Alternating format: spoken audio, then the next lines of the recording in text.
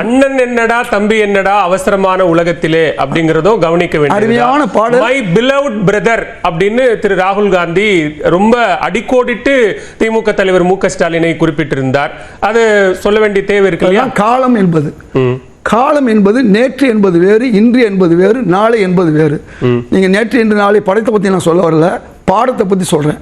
நேற்று நீங்க இருப்பது வேற, நான் இருப்பது வேற, நாளைக்கு என்பது வேற. காலம்ங்கிறத நம்ம சந்தர்ப்பம்னா அது சந்தர்ப்பவாதமா. காலம் என்பது விதி, சூழல் என்பது விதி.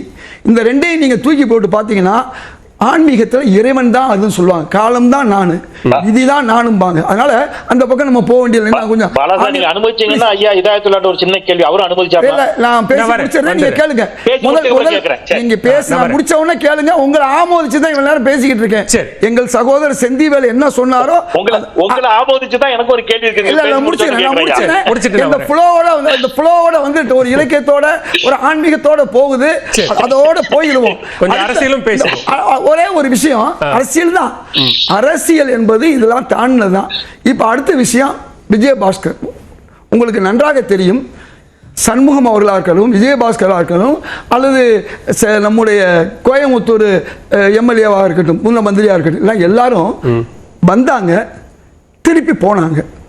அதாவது ஆறுவது சினம் கூறுவது தமிழ் அறியாத சிறுவனானி அப்படி சொல்லிட்டு ஏறுமையில் ஏறு இனத்தை நாடுன்னு சொல்லி ஒரு பாட்டு, ஔவையார் பாட்டு. அது மாதிரி திருப்பி போனவங்க ரெண்டு பேர் போகாம தான் இருந்தாங்க. ஒரு நிமிஷம், இல்ல சி.வி. சண்முகமும் திரு சி. விஜயபாஸ்கரும் போகாம தான் இருந்தாங்க. ரெண்டு பேர் தான் போனாங்க. அவங்க தலைமையில இருந்து மத்தவங்கள சொல்றேன், இந்த ரெண்டு பேரும் சொல்லிட்டு கீழே உங்களை சொல்றேன்.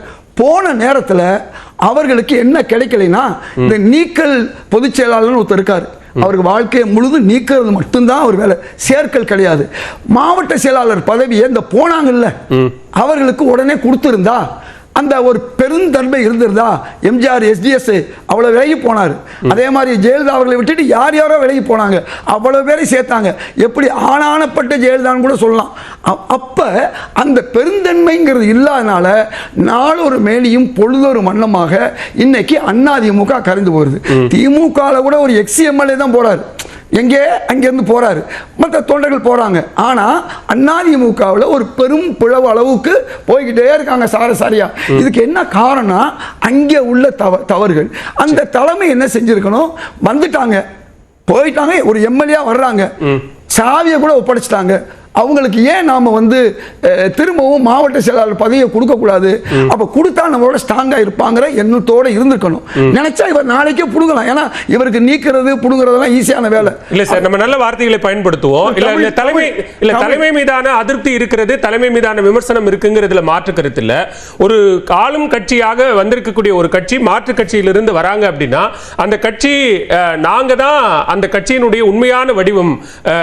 ஒட்டுமொத்தமா எல்லாரும் அந்த கட்சியில் இருக்கிற 90% பேரும் இந்த கட்சிக்கு வந்து விடுவார்கள் அப்படின்னு சொல்றது அந்த கட்சிக்குன்னு ஒரு சுய அடையாளம் இல்ல அப்படிங்கறத வெளிக்காட்டலையா?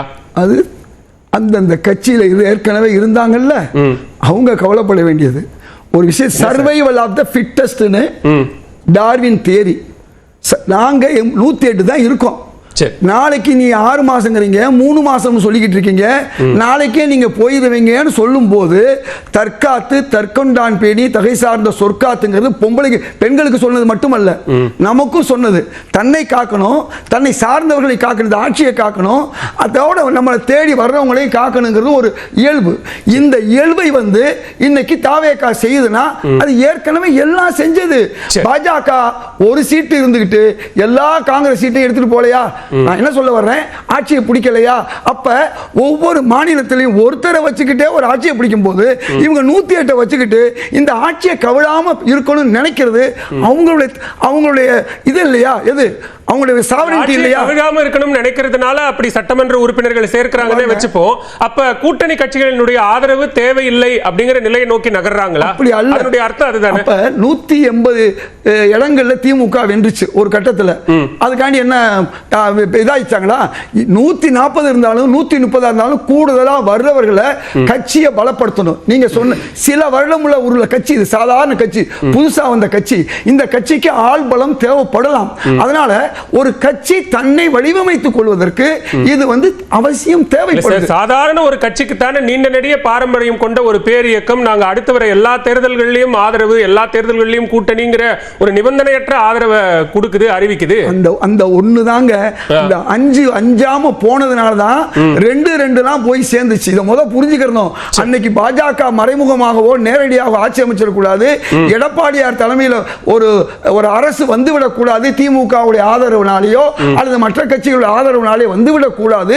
அப்படி ஒரு தவறு வந்தால் மக்களுடைய எண்ணத்துக்கு விரோதமாக இருக்கும். அப்படிங்கிறதுனால தாங்க அன்றைக்கு நாங்க அஞ்சாம போனோம், அஞ்சோட போனோம். அதனால நீங்க துஞ்சாம அந்த ஆட்சியை காப்பாற்றணும் சொன்னா அவர்கள் இதைத்தான் செஞ்சாங்க. முதற்கட்ட கருத்தை எடுத்துக்கிறேன்.